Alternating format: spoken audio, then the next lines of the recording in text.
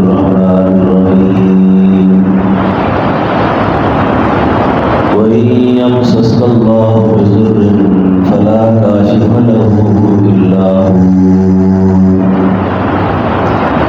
وإن يردك بخير فلا راد لفضله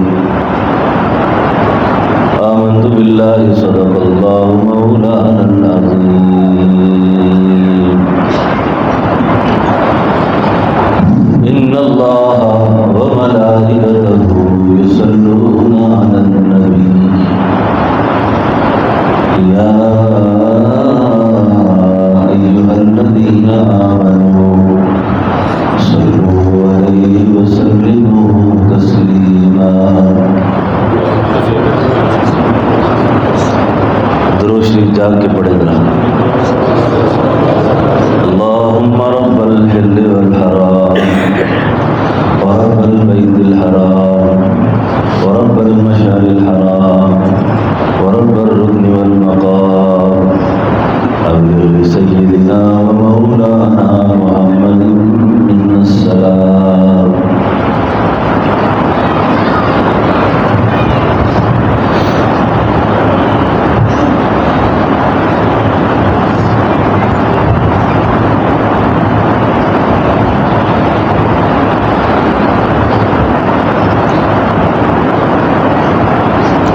ایک بیماری ایسی ہے، اس بیماری کی موجودگی میں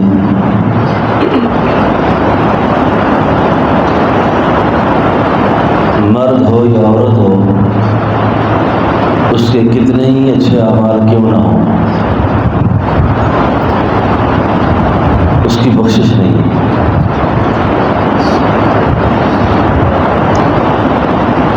اس بیماری کی موجودگی میں بخشش نہیں ہے۔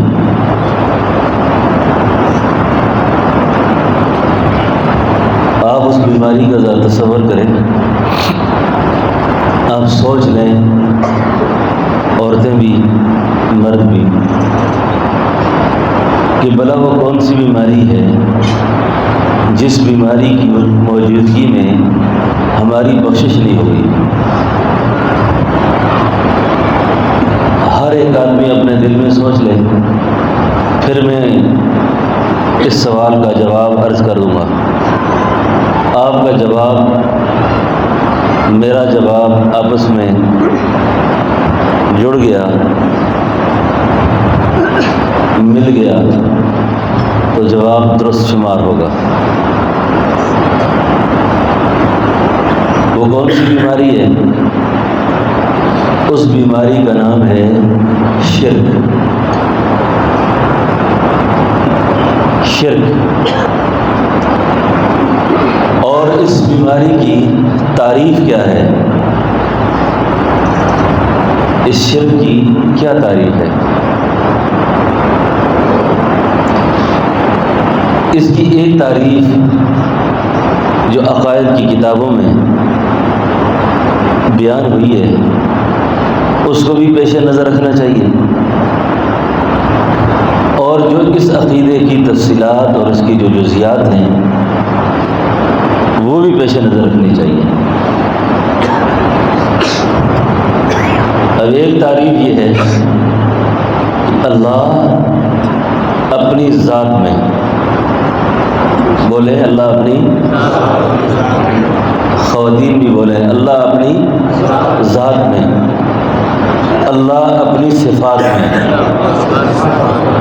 اللہ اپنے حقوق و اختیارات میں۔ ذات، صفات اور حقوق اختیارات، اس میں اللہ کا کوئی شریک نہیں۔ اللہ نے کسی کو اس میں شرکت نہیں دی۔ اللہ اپنی ذات میں بھی، صفات میں بھی، حقوق و اختیارات میں بھی اس کا کوئی شریک نہیں۔ نفع دینے پہ آ جائے تو کوئی روک نہیں سکتا، نقصان دینا چاہے کوئی ٹال نہیں سکتا۔ یہ جو بات میں عرض کر رہا ہوں یہ ہر نبی کی بنیادی دعوت تھی. ہر نبی کا بنیادی سبق یہی تھا. آپ سے کوئی پوچھتا ہے یہ جو کتاب اللہ ہے قرآن ہے اس میں کون سے مضامین بیان ہوئے ہیں؟ اللہ نے کیا بیان کیا اس میں؟ اس کتاب کا دعویٰ کیا ہے؟ تو آپ کے علم میں یہ ہونی چاہیے یہ بات کہ اس میں سب سے بنیادی بات اللہ نے جو بیان کی ہے وہ توحید کو بیان کیا ہے. توحید باری تعالی. اور اللہ کی توحید کے بعد سب سے حساس ترین مسئلہ، جیسے اللہ کی توحید حساس ہے اس کے بعد سب سے حساس ترین مسئلہ رسول اللہ صلی اللہ علیہ وسلم کی رسالت کا ہے.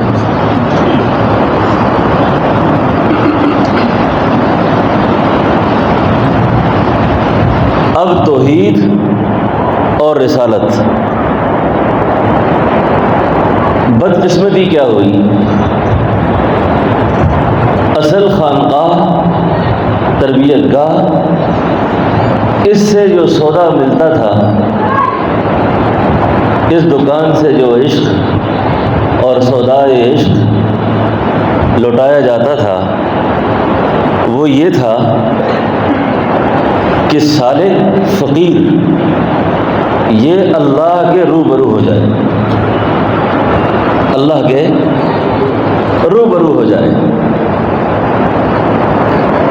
اس کی سوچ، اس کی فکر، اس کے خیال کسی وقت کسی حال میں اللہ کی ذات سے نہ پھریں. یہ جن کو اللہ والا کہتے ہیں نا، یعنی وہ الہ والے، ان کی فکر، ان کی سوچ، ان کے خیالات اس ذات سے نہ پھریں. عرض کر رہا ہوں آپ پر، مجھ پر، ہم میں سے کوئی آدمی ایسا نہیں ہے جس پر کبھی کوئی حال نہ آئے، کوئی آزمائش نہ آئے. اور کسی مسلمان مرد کو، عورت کو یہ دعا نہیں کرنی چاہیے کہ خدایا مجھ پر آزمائشیں نہ آئیں. آپ حیران ہوں گے کیا پھر آزمائشیں طلب کریں ہم؟ نہیں، آزمائش طلب نہیں کرنی، بلکہ یوں دعا کرنی ہے کہ اے اللہ مجھ پر کوئی ایسی آزمائش لانا جو مجھ پہ گزر جائے مجھے پتہ ہی نہ چلے. کیونکہ قرآن نے جو اہل ایمان کو اور اہل توحید کو جو خطاب کیا ہے اس میں فرمایا وَلَنَبْلُوَنَّكُمْ بِشَيْءٍ مِّنَ الْخَوْفِ وَالْجُوعِ وَنَقْصٍ مِّنَ الْأَمْوَالِ وَالْأَنفُسِ.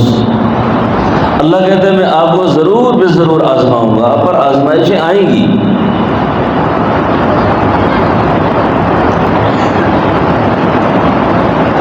آپ پر آزمائشیں آئیں گی، یہ تقاضا ایمان ہے یہ. اور جیسے حدیث پاک میں آتا ہے کہ اشد البلاء علی الانبیاء، سب سے زیادہ آزمائشیں، پریشانیاں اللہ کے رسولوں پر آئی ہیں، اللہ کے رسولوں پر آئی ہیں. اب کسی پر کوئی حال طاری ہو جائے، کوئی پریشانی آ جائے تو یوں نہ کہو کہ اللہ کی پکڑ میں آ گیا. اب حال پکڑ کب ہوتا ہے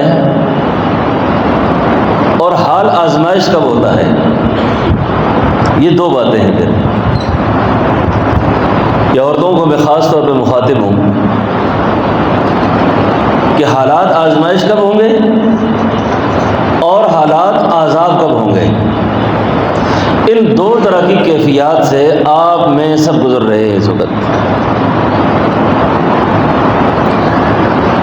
اب ایک حالت کو کہیں گے آزمائش اور ایک کو کہیں گے عذاب. اب اس بیٹی کا، اس بہن کا، اس ماں کا اور میرا جو مسئلہ ہے یہ کس قسم سے ہے؟ عذاب ہے یا آزمائش ہے۔ اب توحید کے ساتھ، ایمان کے ساتھ جو چیز متعلق ہے اس کو کہتے ہیں آزمائش، اور کفر کے ساتھ، فسق کے ساتھ، بے دینی کے ساتھ جو چیز متعلق ہے اس کو عذاب کہتے ہیں۔ اب میں اپنے حالات کا جب جائزہ لوں، مجھے کیسے پتہ چلے گا کہ میرے چار دیواری کے اندر جو حالات ہیں یہ توحید کی وجہ سے آئے ہیں یا شرک کی وجہ سے آئے ہیں؟ مضمون سمجھ آ رہا ہے آپ کو؟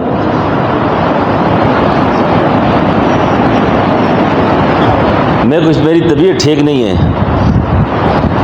تو میں ابھی جو بیان کرتا ہوں نا آج کل، تو پہلے میری عادت میں نہیں تھی یہ بات، آج کل یہ ہو گئی ہے کہ جب میں بیان کروں تو مجھے آگے سے کوئی آدمی اگر سبحان اللہ کہہ دے نا تو مجھے اتنا سمجھ آ جاتی ہے بات کہ اس کو میری بات سمجھ آ رہی ہے،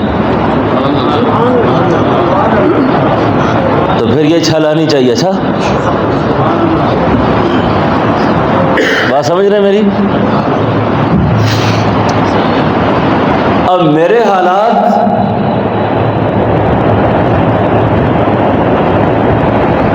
آزمائش ہے یا عذاب ہے؟ آزمائش آئی اہل توحید پر، اہل قرآن پر، اہل ایمان پر۔ عذاب کس پر آیا؟ کفر، شرک، بے دینی، بددینی۔ اب میں اس کو کیسے محسوس کروں گا کہ میرے حالات کس وجہ سے آئے ہیں اور اس کی علامات کیا ہوں گی؟ آزمائش کی علامت یہ ہے کہ اس عورت کی، اس مرد کی زبان پر گلہ نہیں ہوگا، اس کی زبان پر گلہ نہیں ہوگا۔ کیا حال ہے آپ کا؟ الحمدللہ۔ جیسے کل بھی میں نے عرض کیا تھا، کوئی اللہ والے بہت زیادہ بیمار، تو ان سے پوچھا حضرت کیا حال ہے؟ فرمایا بیماروں میں صحت مند، بیماروں میں صحت مند اور صحت مندوں میں بیمار۔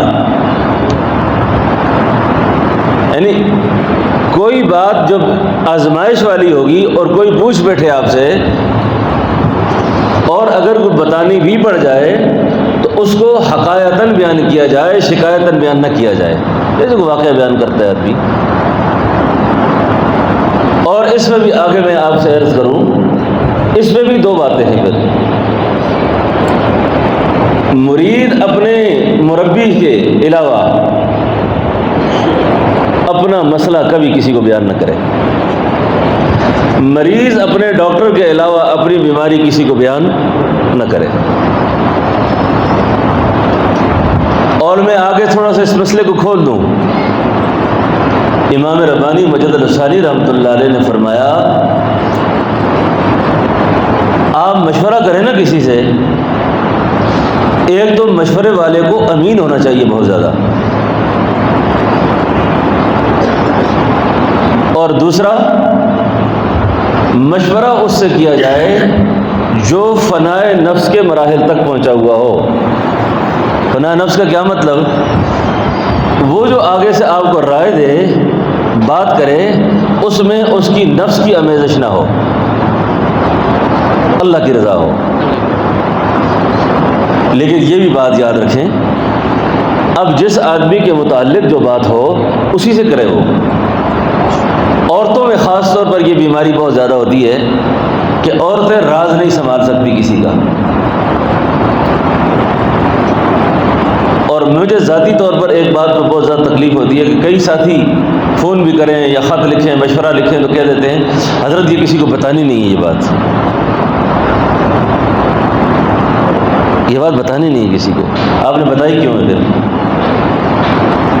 آپ کو اتنا ہی بے یقینی ہے؟ اللہ اکبر، اللہ والوں کے بڑے ضرب ہوتے ہیں، خلقت کے طرف سے آنے والے سمندر پی جاتے ہیں باتوں کے، لیکن ڈکار تک نہیں لیتے۔ میں بھول نہ جاؤں، مجھے مضمون یاد کرانا ہے، کیا بات کر رہا تھا؟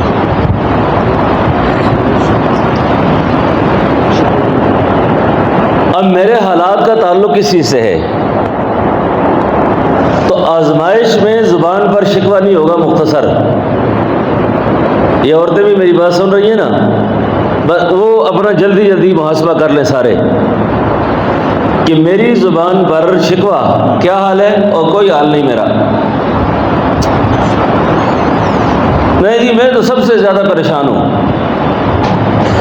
اور بعض عورتوں کی زبان پر تو کلمات کفریہ آتے ہیں ان کی زبان پر، اور جی سارے دکھ اللہ نے مجھے ہی دینے تھے،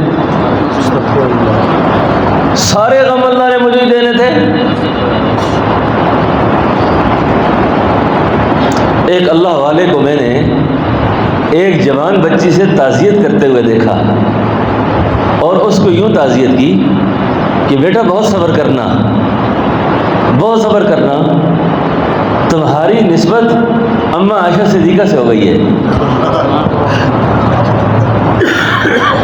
کہ اماں بھی جوانی میں بیوہ ہو گئی تھیں اور تو بھی جوانی میں بیوہ ہو گئی ہے۔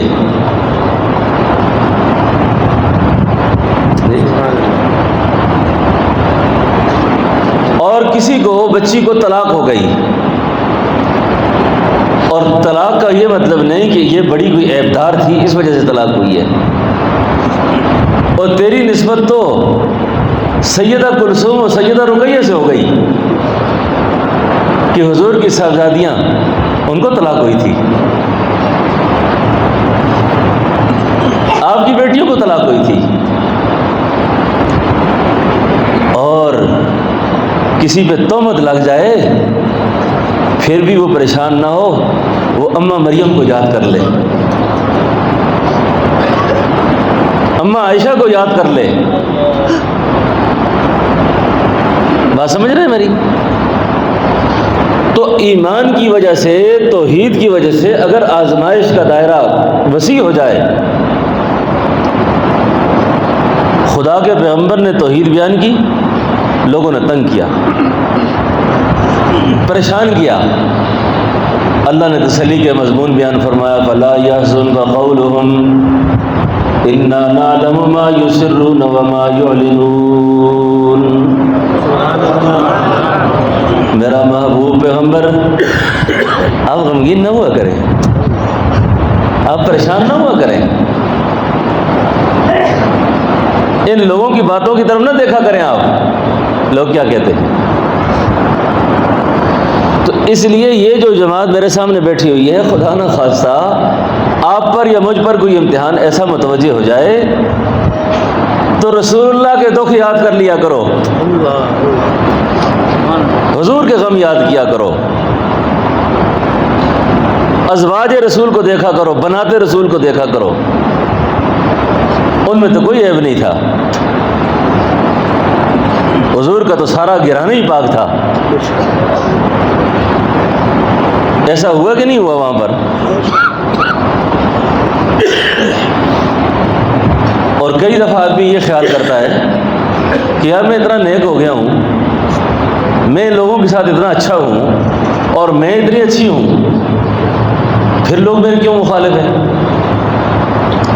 میرے بارے میں منفی جذبات کیوں ہیں، میرے بارے میں ایسی باتیں کیوں کرتے ہیں؟ آپ کو تسلی دینا چاہتا ہوں، اپنے آپ کو تسلی دینا چاہتا ہوں۔ عزیر علیہ السلام اللہ کے پیغمبر تھے نا، فرشتے اللہ کی مخلوق ہے، موسیٰ علیہ السلام اللہ کے پیغمبر تھے۔ ایک دن اللہ سے عرض کرنے لگے یا اللہ ایک درخواست ہے میری کہ لوگ میری مخالفت نہ کیا کریں۔ اللہ نے فرمایا موسیٰ یہ بات تو میں نے اپنے لیے پسند نہیں کی، وہ نہیں سمجھے ہو آپ، لوگ خدا کے خلاف ہیں، ہے کہ نہیں ہے؟ دیکھو عزیر علیہ السلام کے بارے میں کیا کہتے ہیں، خدا کا بیٹا ہی ہے۔ عیسائیوں نے عیسیٰ علیہ السلام کے بارے میں کیا کہا ہے؟ جب کہ عیسیٰ علیہ السلام اپنی نبوت کا بھی اعلان کرتے ہیں اور اپنی بندگی کے بھی اعلان کرتے ہیں۔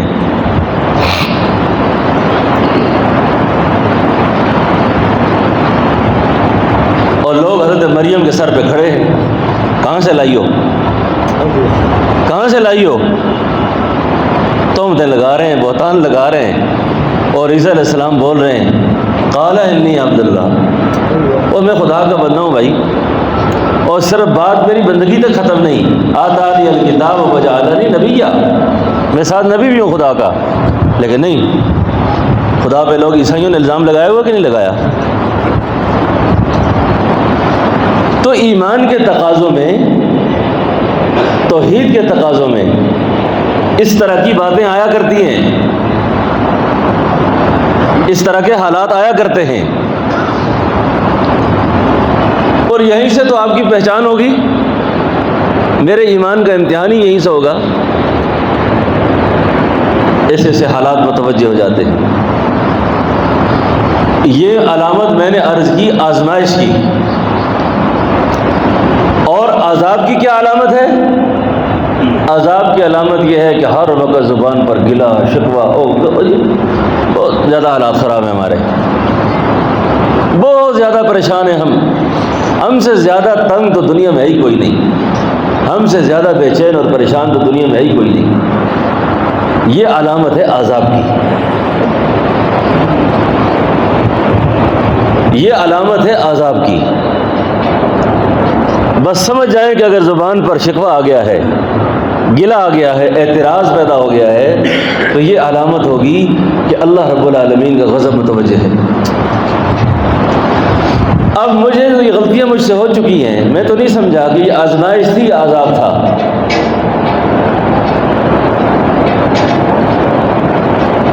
اب آزمائش کو میں کیسے ٹالوں اپنے سے؟ میں تو متحمل نہیں ہوں، برداشت نہیں کر سکتا، تو یہ بیماری مجھ سے دور کیسے ہو؟ فرمایا اس کے لیے، آزمائشوں کو دور کرنے کے لیے درود پڑھے، درود شریف پڑھے۔ درود پاک سے زیادہ اکسیر اعظم نسخہ، اس سے بڑا وظیفہ آزمائش کو ٹالنے میں اور کوئی نہیں ہے۔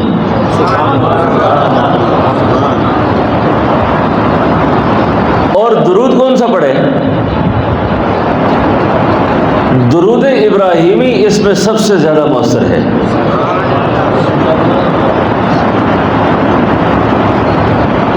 اور جو دوسری شکل ہے عذاب والی،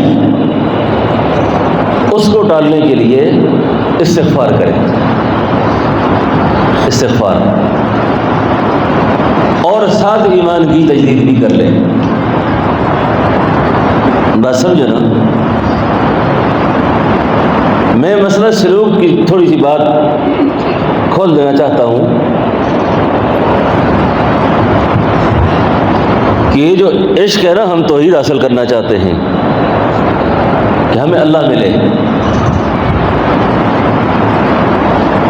فارسی میں سلطان باہو رحمۃ اللہ علیہ کے ایک شعر حضرت جی صاحب پڑھا کرتے تھے۔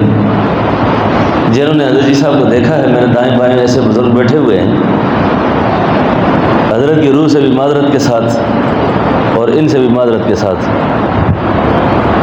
اے یار گر تو طالبی،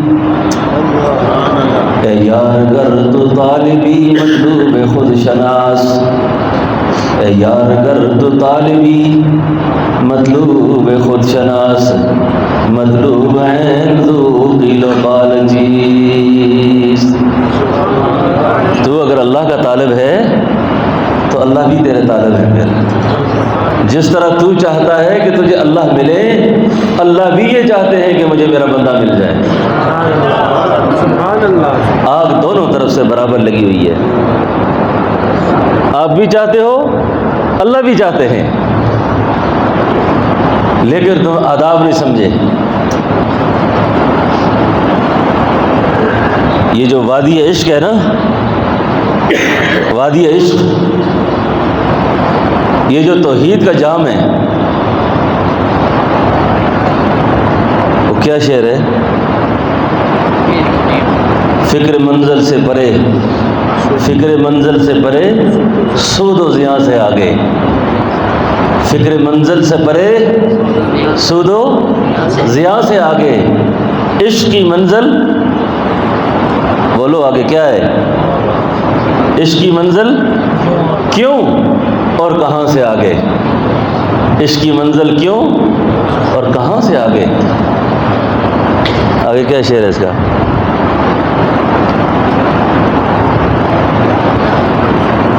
فکر منزل سے پرے، سود و ضیاء سے آگے، نکال کے دے عشق فکر منزل وادی عشق کیوں اور کہاں سے آگے؟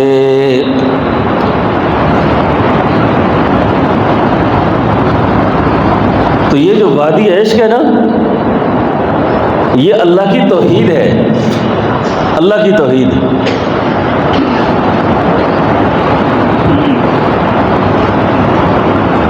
اللہ کی توحید، اور اس توحید کے پھول کو توڑنے میں کئی دفعہ انسانی بدن کانٹوں کے ایک خاردار منظر سے گزرتا ہے، تب جا کے توحید کے پھول توڑتا ہے۔ یہ سمجھتا ہے کہ بس ایسے کوئی مذاق ہے یہ۔ اور جس سفر کا انتخاب ہم نے کیا نا، یہ تو ہے ہی مردوں کا راستہ، نہ مرد اس راستے میں نہیں چل سکتا۔ اس لیے میں سالکین سے ایک بات بہت تاکید سے کیا کرتا ہوں، یہ جو جادو کا مرض ہے نا، جادو، شریر جنات کا چمٹنا، حسد کی نظر لگ جانا، یہ ساری باتیں موجود ہیں اور واقعات سے ان کے ثبوت بھی ہیں، لیکن سالک کے جو مقامات ہیں ان کا بعض اوقات اس سے کوئی تعلق نہیں ہوتا، سلوک کے مقامات کا ان سے کوئی تعلق نہیں ہوتا۔ اللہ آزمائش لا کر رجوع چاہتے ہیں کہ میری قربت اختیار کریں، میرے قریب ہو جائیے، اور اس نے اپنی بیماری کو، اپنے حال کو کسی اور چیز سے تعبیر کر دیا۔ بات سمجھ رہے ہیں میری؟ اور ایسا حال آئے تو سالک کا جو ایمان والے کا جو عقیدہ ہو نا، وہ کیا ہے پتہ ہے؟ اس نے کر دیا، اس نے کر دیا، اس نے یہ کر دیا، فلاں نے وہ کر دیا۔ مولانا الیاس صاحب رحمۃ اللہ علیہ کا نام سنا ہے نا سب نے؟ مولانا الیاس صاحب رحمۃ اللہ علیہ فرمایا کرتے تھے کہ جب حال آ جائے، پریشانی آ جائے اور مصیبت آ جائے، اس میں جو تمہارا پہلا خیال ہے وہ جس طرف جائے وہی تمہارا الہ ہے، وہی تمہارا معبود ہے۔ اور کبھی ایسے حالات آ جائیں تو اللہ والوں نے لکھا کہ قرآن کریم کی اس آیت کو پڑھو جو ابھی میں پڑھوں گا، یہ قرآن سے پڑھوں گا۔ بہت افسوس کی بات یہ ہے کہ اہل خانقاہ قرآن سے دور ہو گئے، قرآن سے دور ہو گئے، قرآن کی طرف کوئی دلچسپی نہیں۔ اور قرآن جو ہے ایسی کتاب ہے کہ ایک حضرت غالباً باجزید بستامی رحمۃ اللہ علیہ یا کوئی اور بزرگ تھے، انہوں نے معرفت بیگ تعلق معلّہ پر 12 سال میں ایک کتاب لکھی، 12 سال اللہ کے اسرار لکھے سارے۔ فرمایا پھر مرید دیکھتے رہے کہ حضرت کچھ لکھتے ہیں، 12 سال تک اس کتاب کو منگواتے، اس کا مطالعہ کرتے، اور 12 سال تک روزانہ اٹھتے بیٹھتے بند کرتے رکھ دیتے، اور اپنے ایک عقیدت مند مرید سے فرمایا جا کر اس کو دریا برد کر کے آ جاؤ۔ دریا میں پھینک کے آ جاؤ۔ اب جو سالک ہے وہ شیخ سے یہ نہیں کہہ سکتا، کیوں؟ دیکھا کہ حضرت اتنی محنت سے لکھا،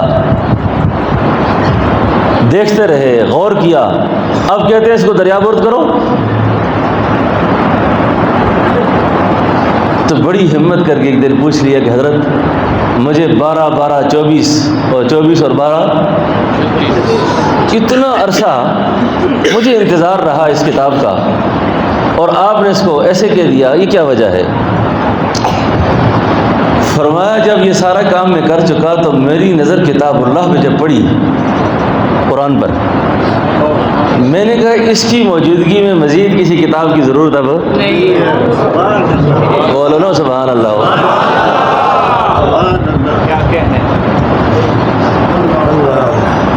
اس کی موجودگی میں اور کوئی کتاب لکھ دوں؟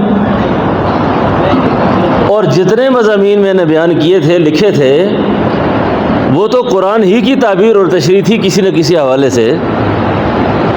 تو جب میں نے قرآن کی ورق گردانی کی تو وہ سارے مضامین جب اللہ نے بیان کیے ہوئے تھے تو اتنے واضح تھے کہ اس میں مزید گنجائش نہیں۔ تو جب حال آ جائے اس وقت اس آیت کا مراقبہ کرو۔ کون سی آیت؟ اس کو یاد بھی کرنا ہے۔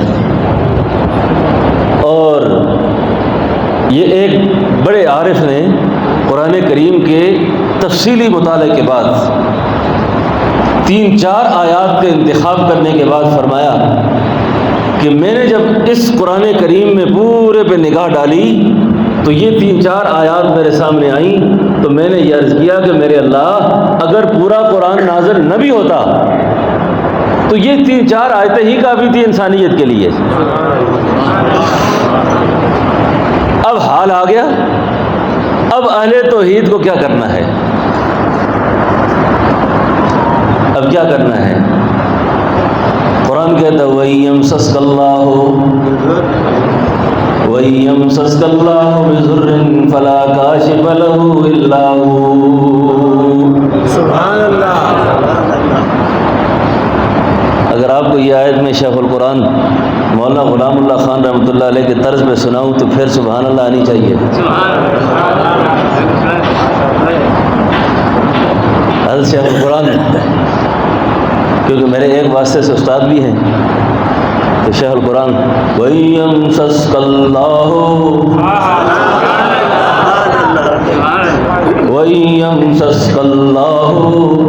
بِضُرٍّ فَلَا كَاشِفَ لَهُ إِلَّا هُوَ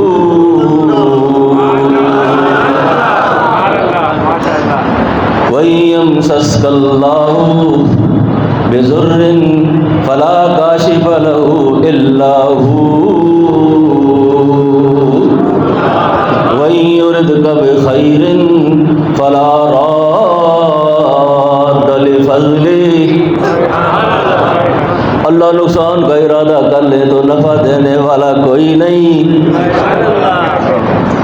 اللہ نقصان کا ارادہ کر لے تو نفع دینے والا کوئی نہیں، اور نفع دینے کا ارادہ فیصلہ کر لیں تو نقصان دینے والا کوئی نہیں۔ وَإِلَٰهُكُمْ إِلَٰهٌ وَاحِدٌ وَإِلَٰهُكُمْ إِلَٰهٌ وَاحِدٌ۔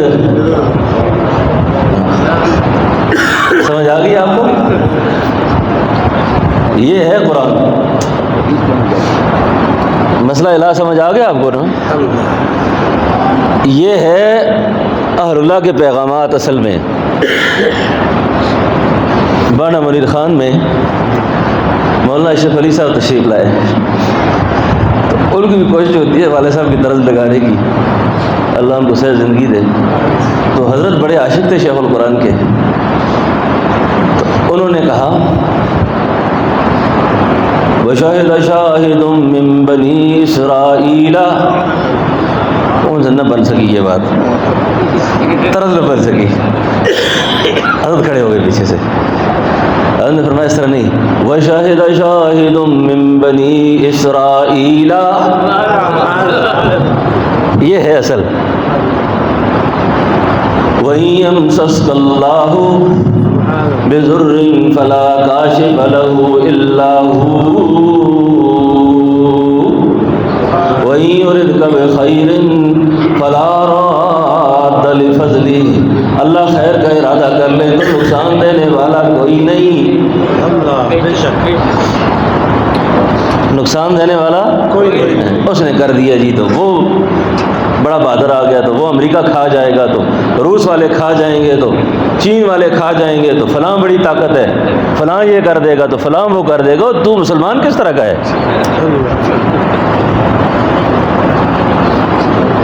آپ کس طرح کے ایمان والے ہیں؟ یہ اہل ایمان کی شان نہیں ہے بالکل. مچھروں سے بھی ڈرتا ہے, مکھیوں سے بھی ڈرتا ہے, وہ کھا جائے گا, وہ مار دے گا مجھے. اس لیے عقیدہ ٹھیک رکھو بالکل.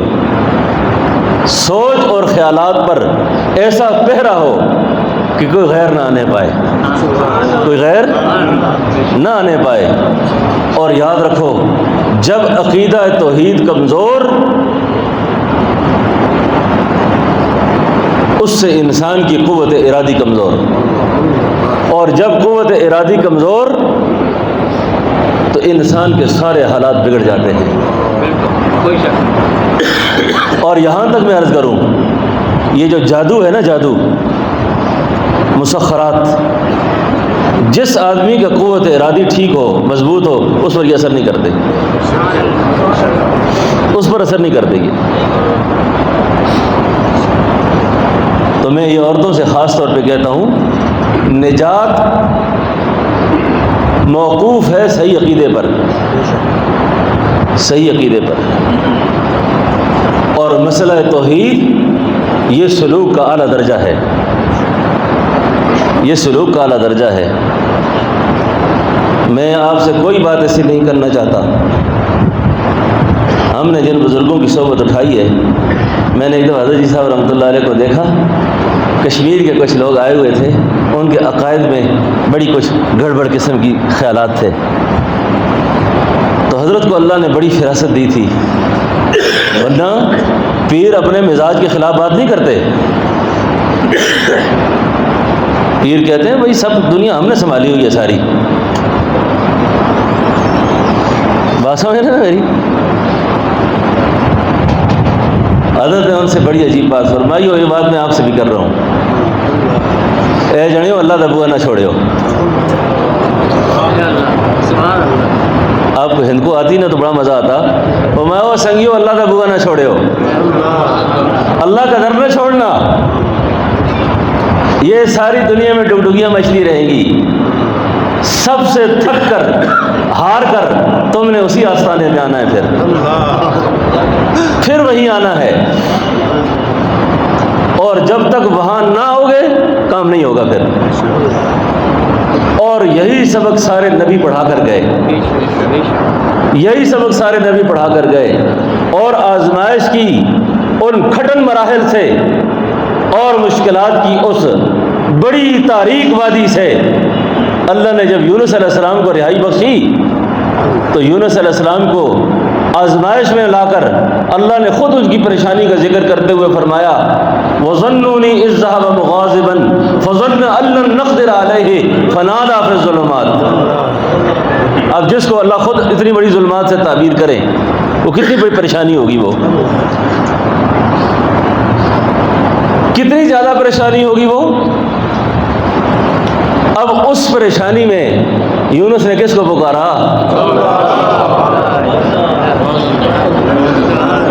یونس نے کس کو پکارا؟ اللہ کو پکارا. اور اللہ کو پکارا تو اللہ نے بھی یونس علیہ السلام کو بڑی زبردست بات آگے سے کی. پھر اللہ پکارتا نا یونس, اگر تو مجھے یاد نہ کرتا یہاں پر تو پتہ میں کیا حال کرتا تیرا. وَإِنَّ يُونُسَ لَمِنَ الْمُرْسَلِينَ. سبحان اللہ. وَإِنَّ يُونُسَ لَمِنَ الْمُرْسَلِينَ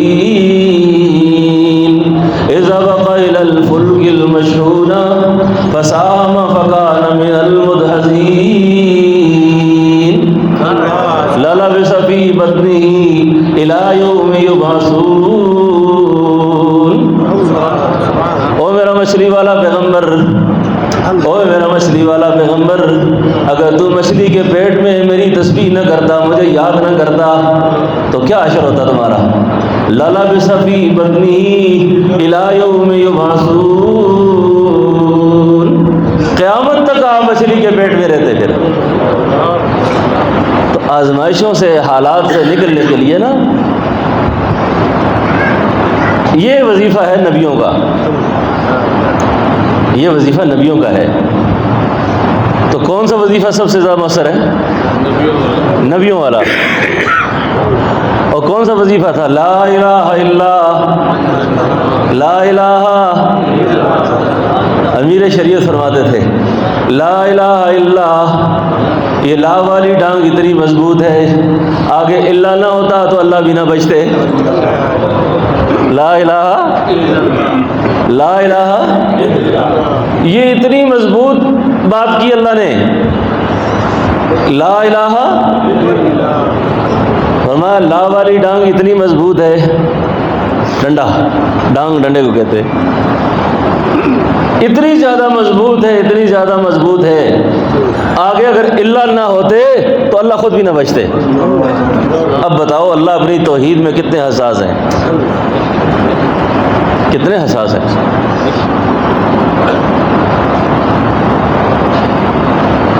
حضرت مولانا حسین علی صاحب رحمۃ اللہ علیہ فرماتے تھے کہ مجھے سرہند شریف حاضری ہوئی، سرہند شریف میں حاضر ہوا، اور حضرت امام ربانی مجدد الفسانی رحمۃ اللہ علیہ کے مزار شریف پر مراقب ہوا۔ تو جب میں مراقب ہوا تو مجھے آپ کی روح سے ملاقات ہوئی۔ آپ نے مجھ سے ارشاد فرمایا، حسین علی، مسلط التوحید اعلیٰ درجان السلوک، یہ سلوک کا اعلیٰ مقام ہے جو میں ابھی بیان کر رہا ہوں، اور اس مقام کے حاصل کیے بغیر ذکر، وظیفے، اعمال، تسبیحات جو مرضی کریں، جو مرضی کریں، اللہ کے ہاں اس کی کوئی قدر و قیمت نہیں، اللہ کے ہاں اس کی کوئی قدر و قیمت نہیں، کہ اندر کی دنیا سے سب اللہ کا غیر نکل جائے۔ یہ جو مراقبہ ہم کرتے ہیں، یہ نفی اثبات کرتے ہیں۔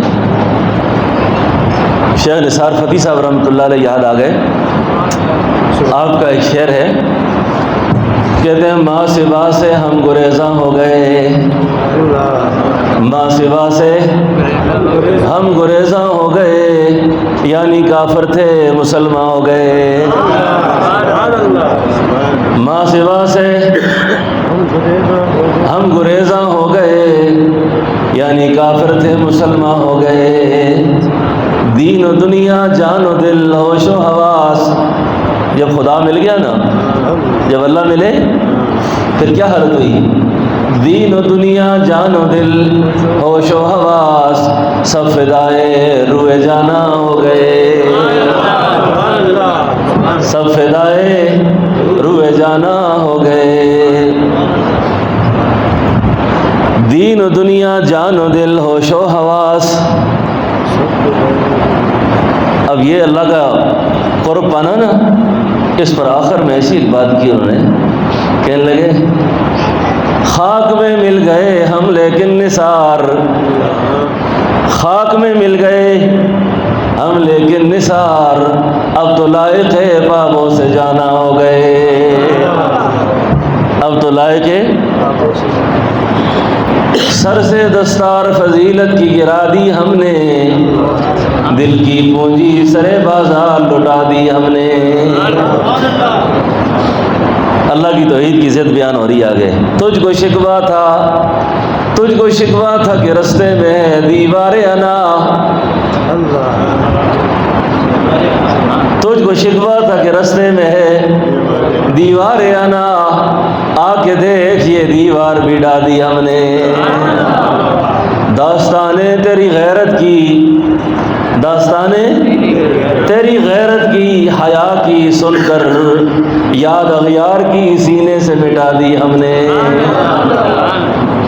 داستانیں تیری غیرت کی، حیا کی سن کر، اللہ تو اتنا غیرتی ہے، رائی کے دانے کے برابر بھی شرک برداشت نہیں کرتا،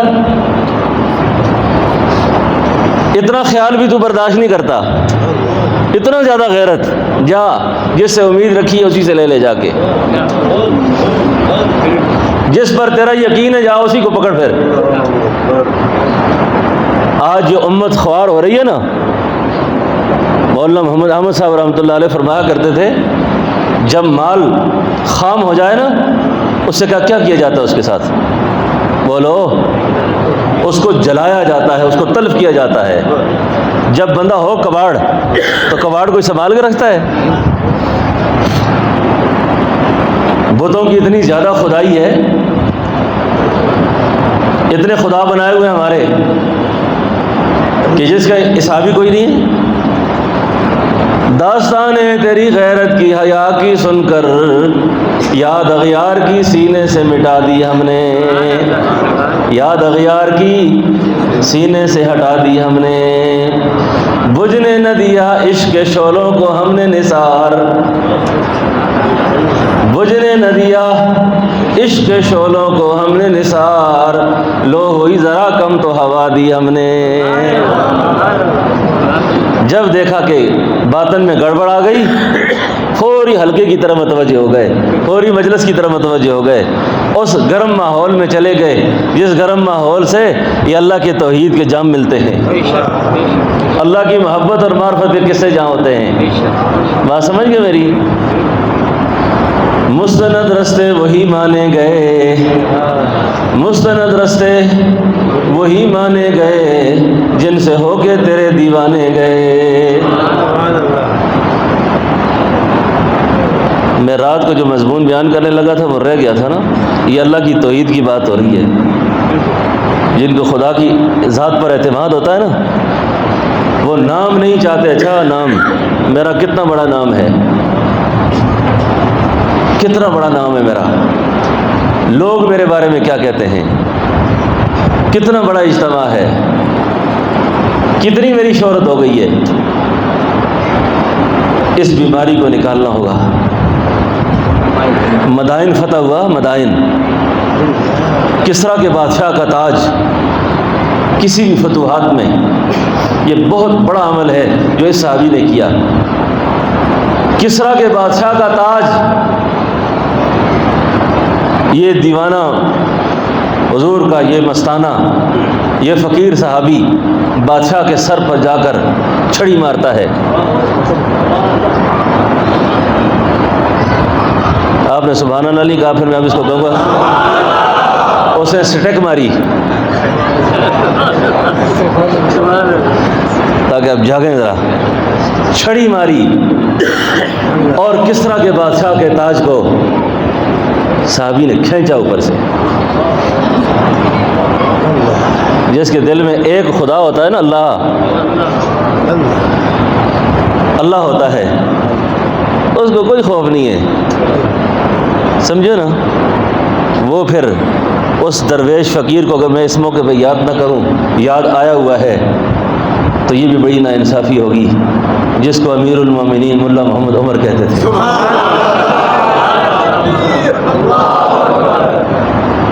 زور سے مارو۔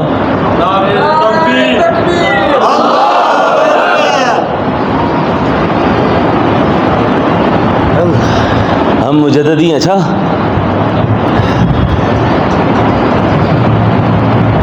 پتہ ہے مجددی کون تھا؟ مجدد کون تھے؟ جس کو جہانگیر جھکا نہ سکا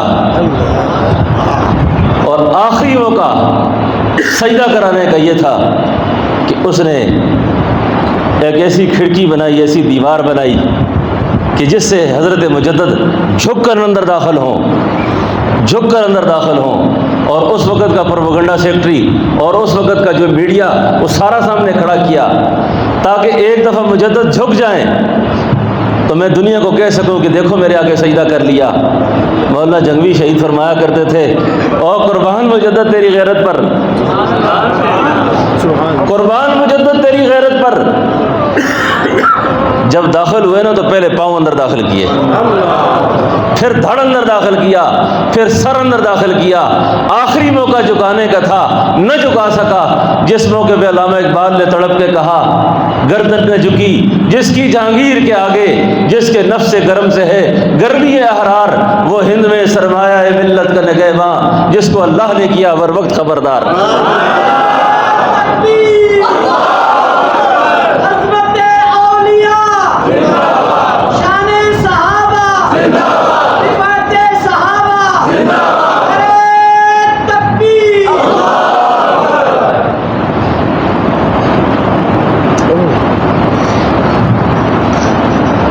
علامہ اقبال بڑا عجیب آدمی تھا، بہت عجیب آدمی۔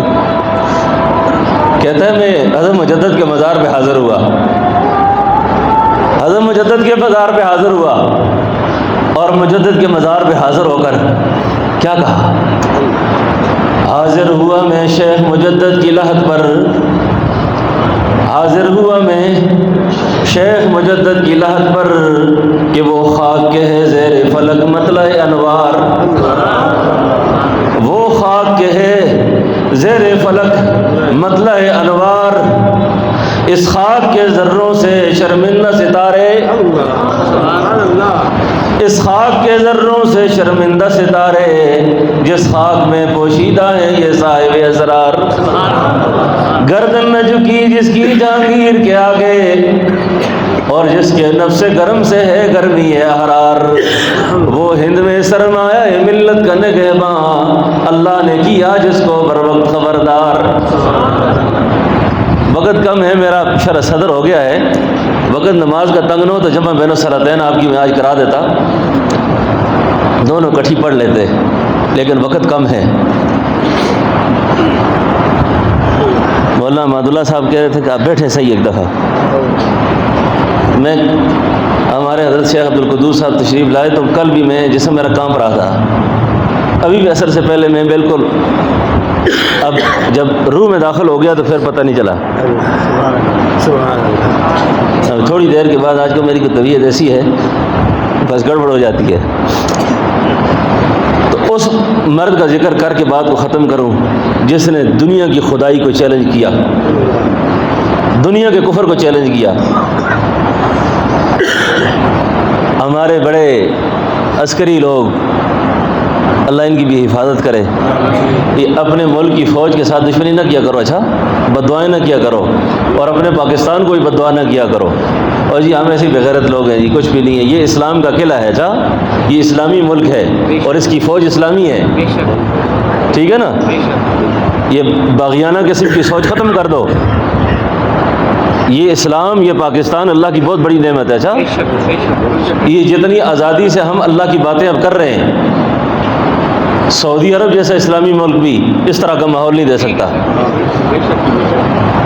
ہم چیلنج کرنے پہ آ جائیں نا، چھوٹے سے لے کر شہباز شریف تک کو رگڑ لیتے ہیں، باہر کو جا کے کریں نا ایسا، ٹھیک ہے، تو کبھی بھی یہ جو تھانے جلانے، روڈ جلانے، سرکاری املاک کو نقصان پہنچانے، گاڑیاں جلانی، مذہبی جنونیت کو اس انداز سے اختیار کرنا، یہ خلاف اسلام ہے، بالکل یہ اسلام کے مزاج کے بالکل خلاف ہے۔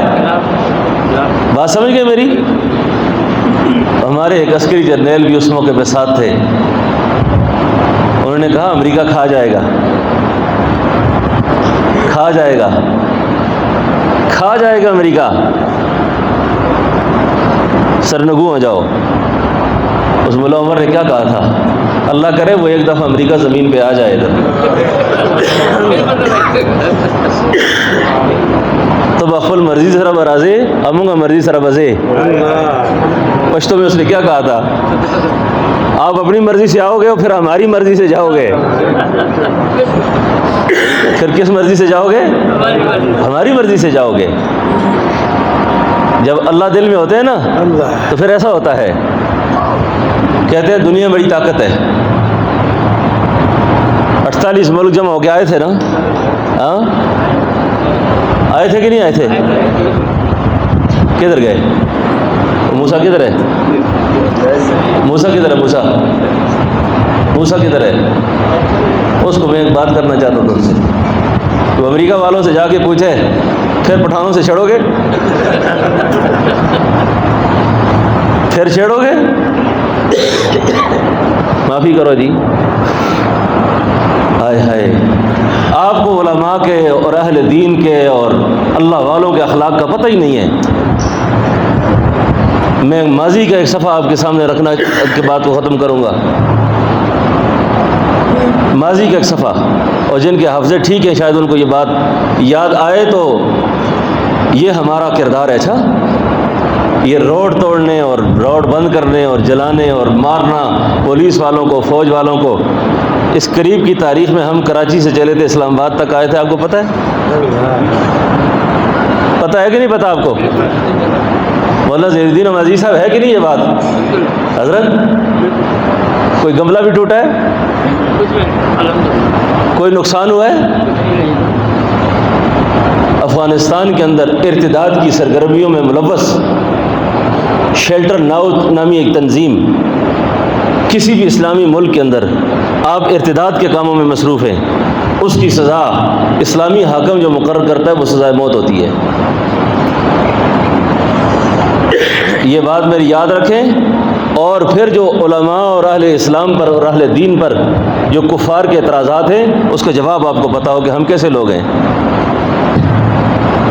چیف جسٹس نے، قاضی القضاء نے یہ کہا کہ ان کو سزائے موت ہوگی، اور عالمی دنیا کا میڈیا چیخا اس پر اس وقت کہ جی یہ بڑے وحشی اور ظالم قسم کے لوگ ہیں، یہ مارتے ہیں بچیوں کو، عورتوں کو مارتے ہیں۔ لیکن انہوں نے کہا بھائی اب تو فیصلہ ہم کریں گے، نہیں چھوڑیں گے۔ لیکن سکوت کابل کے بعد، کابل کا جب سکوت ہوا، ان عورتوں کو ریڈ کراس کے حوالے کیا اور اقوام متحدہ کے امن مشن کو انہوں نے دے دیا کہ ان کو ہم رہا کرتے ہیں، ان کو ہم کیا کرتے ہیں؟ رہا کرتے ہیں۔ بی بی سی کے سیار نمائندے نے پوچھا کہ بھئی تم نے ان کو مارا کیوں نہیں؟ مار سکتے تھے۔ تو قاضی القضاء نے کہا کہ مارنے کا اختیار ریاست کے پاس ہوتا ہے، نہیں سمجھو، پھر اسٹیٹ کے پاس ہوتا ہے۔ اب لہٰذا ہماری امیر المومنین، ہماری حکومت، انتشار، وہ سب گڑبڑ ہو گئی ہے، تو لہٰذا میں ایک فرد ان کے بارے میں کوئی فیصلہ نہیں کر سکتا۔ یہ اسلام ہے۔ اچھا، یہ اسلام ہے۔ بات سمجھ گئے نا میری؟ اب اگر پھر میرا کوئی شرح صدر ہوا تو انشاءاللہ آپ سے بیان کروں گا۔ ربنا تقبل منا انک انت السمیع العلیم وتب علینا انک انت التواب الرحیم۔ اذان